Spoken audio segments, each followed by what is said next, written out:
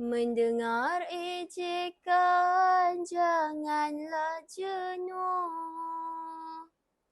Jadikan itu motivasi utuh. Hingga mimpimu dapat kau sentuh. Agar berubah tepukan gemuruh. Tujuan pendidikan itu untuk mempertajam kecerdasan, memperkukuh kemauan serta memperhalus perasaan. Kata-kata daripada Tan Malaka menjadi pembuka bicara kita pada hari ini. Assalamualaikum dan salam sejahtera. Para hadirin sekalian, sebelum meneruskan wacana buku, izinkan saya memperkenalkan diri saya. Nama diberi Nur Ana Ayu binti Norisam dari kelas 5 Perniagaan yang bersekolah di SMK Taman Kota Kulai. Saya merupakan anak sulung daripada dua orang adik-beradik. Saya menjawat jawatan sebagai penolong ketua pengawas dan SLB. Saya juga menyandang sebagai pengerusi Puteri Islam dan naib pengerusi Kelab Cegah Jenayah. Sepanjang saya bersekolah di SMK Taman Kota Kulai, saya telah terlibat dalam beberapa pertandingan. Saya menyertai pertandingan video pesanan khidmat masyarakat peringkat kebangsaan dan menerima sagu hati. Selain itu, saya juga memasuki pertandingan filem pendek peringkat negeri dan mendapat tempat kelima.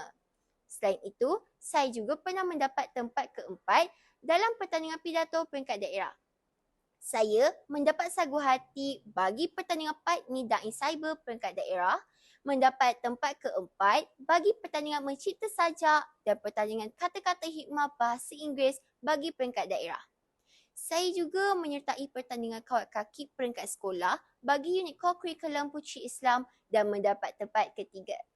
Juga beberapa lagi pertandingan dan program lain yang pernah saya ceburi. Beralih ke agenda seterusnya. Buku yang ingin saya kupas hari ini bertajuk Menulis dari Hati Biar Sampai ke Hati. Buku ini mengandungi 4 bab, tidak termasuk bahagian pengenalan dan lampiran. Pengarangnya terdiri daripada Fahrul Muhammad Juwoi, Hasrizal Abdul Jamil dan Zamri Muhammad. Ketiga-tiga pengarang ini merupakan seorang yang bergiat aktif dalam menulis buku berkenaan motivasi dan kata-kata semangat.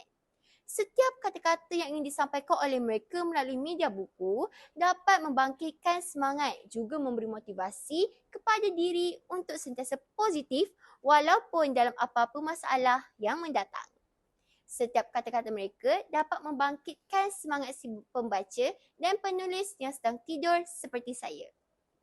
Buku ini diterbitkan pada 23 Disember 2021 dan mengandungi 336 muka surat.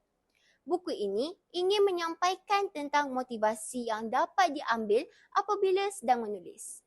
Buku ini menarik perhatian saya kerana buku ini mengilhamkan saya untuk sentiasa menulis kerana dengan menulis dapat memotivasikan diri juga memberi semangat kepada diri sendiri. Buku ini juga dapat menarik perhatian pembaca biar sampai ke hati.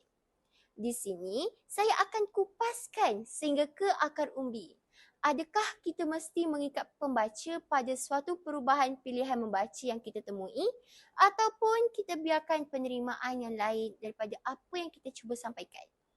Apabila melibatkan diri dalam dunia penulisan, penerimaan dan penolakan oleh pembaca adalah di luar kawalan kita. Disebabkan itu, penulis perlu berhati-hati ketika menulis sesuatu yang menimbulkan salah faham atau kontroversi. Menulis dapat menyampaikan pengajaran dan pedoman yang mampu dicontohi serta mampu memberi semangat yang berkobar-kobar dan keazaman yang tinggi ketika sedang menulis. Jika ditinjau dari sudut yang lain pula, kita memahami bahawa pembaca bukan membaca semata-mata bagi mendapatkan ilmu, tetapi mereka membayar masa dan kemudahan mendapatkan maklumat yang relevan sahaja. Kita melihat lambakan yang berlaku. Kita menyusun kembali dan mempersembahkan mengikut konteks yang diperlukan. Sebagai intihannya, saya mencadangkan buku ini untuk halayak ramai membacanya kerana buku ini dapat memberi dorongan untuk menulis dan memberi ilham kepada pembaca di luar sana. Jika kita menulis bermula dengan emosi, Suntinglah dengan rasional. Barulah muncul penulisan yang memelihara diri. Sekian, terima kasih.